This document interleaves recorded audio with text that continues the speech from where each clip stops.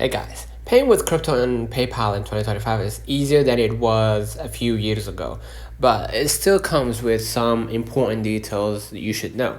Let me break it down for you step by step. First, check if PayPal crypto is available in your region.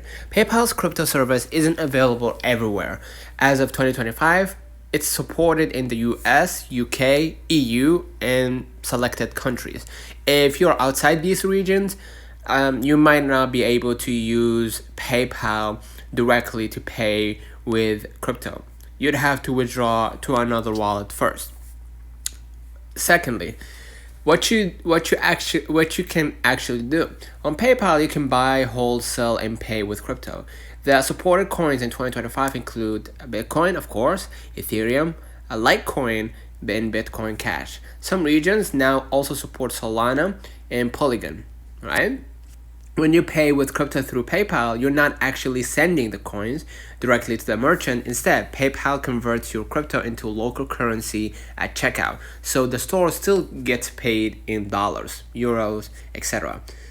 Thirdly, how to pay with crypto on PayPal. Open the PayPal app or website. At checkout on a store that accepts PayPal, choose PayPal as your payment option. Before confirming, you will see an option to pay with crypto. Select which coin you want to use, BTC, ETH, etc. PayPal instantly converts the crypto to fiat and pays the merchant. Right? Fourth, important things to know. PayPal charges spread fees, usually between 0.5% to 1.5% when converting crypto. No direct transfers to merchants. The merchant never sees crypto, only cash, so it's not pure crypto payment. Taxes. In many countries, selling or converting crypto, even for payments, is considered a taxable event. You may owe capital gains taxes depending on your region. Withdrawals.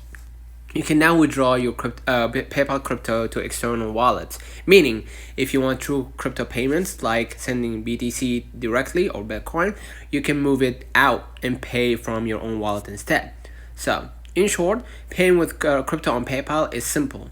Choose crypto at checkout, PayPal converts it, and the merchant gets fiat. But keep in mind the fees, taxes, and that it's not, and that it's more of a crypto to fiat payment, not direct blockchain transaction. So let me know in the comments if this video helped you. Don't forget to like and subscribe. See you in the next one.